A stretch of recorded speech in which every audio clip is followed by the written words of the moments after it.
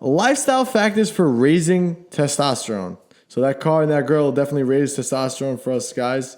And maybe if you're a female watching this, maybe the car and the guy. Sleep. Let's talk about sleep first and foremost. Sleep is the time when your endocrine system recharges. So this is kind of like when your iPhone dies and you plug it in. It's exactly what sleep does for our bodies. So hormone optimization will only occur during times of rest. Therefore, it's vital to have adequate amounts of sleep. I would recommend anywhere between 6 to 8 hours a night. So it's important to get that in. So during high REM sleep, which is those deep stages of sleep, your body flushes out excess levels of estrogen. So again, as we learned, estrogen is extremely not important for increasing testosterone. We have to get rid of it as much as we can. So again, when you sleep very deep at night during those deep phases, this is when your body gets rid of estrogen. Yeah. So sleep is when everything's going to recharge. And actually what happened with the estrogen process is a lot of times people will get spikes in estrogen while they're sleeping because a lot of that conversion happens overnight. Now, if you're actually providing your body with everything it needs to rid yourself of that estrogen, that will also happen at sleep.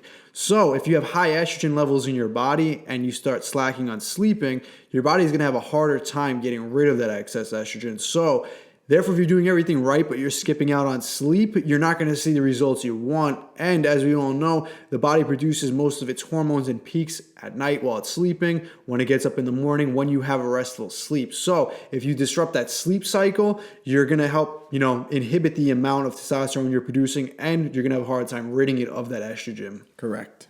So sleep is very important, guys. Again, we recommend 6 to 8 hours a night.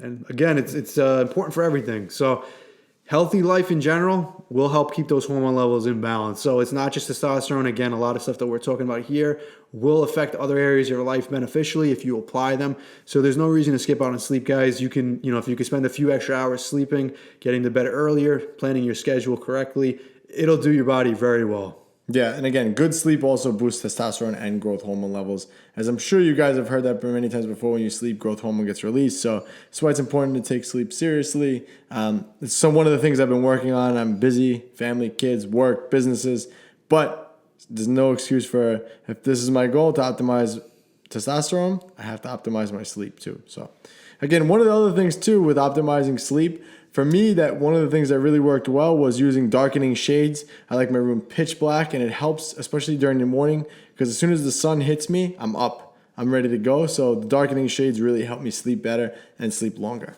I don't know if you have any sleep tips. Temperature will also play a role too.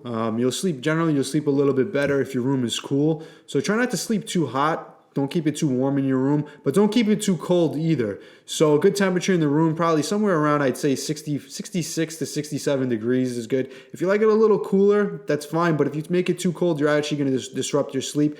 And if it's too warm in there, you can bet that sleep's going to be disrupted. So yeah, you want to keep it at a happy medium. Exactly. All right, drinking. There he is, the man, the myth, the legend, Arnold Schwarzenegger.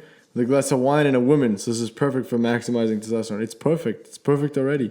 All right. So before you get nervous, I just want to let you know you can have a few drinks every now and then. It's okay. But if your goal is to get high levels of testosterone, you got to avoid excess drinking.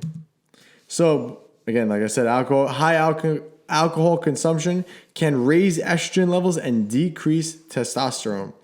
One study showed a 50% reduction of testicular size in rats when fed a diet coming from only 5% of alcohol.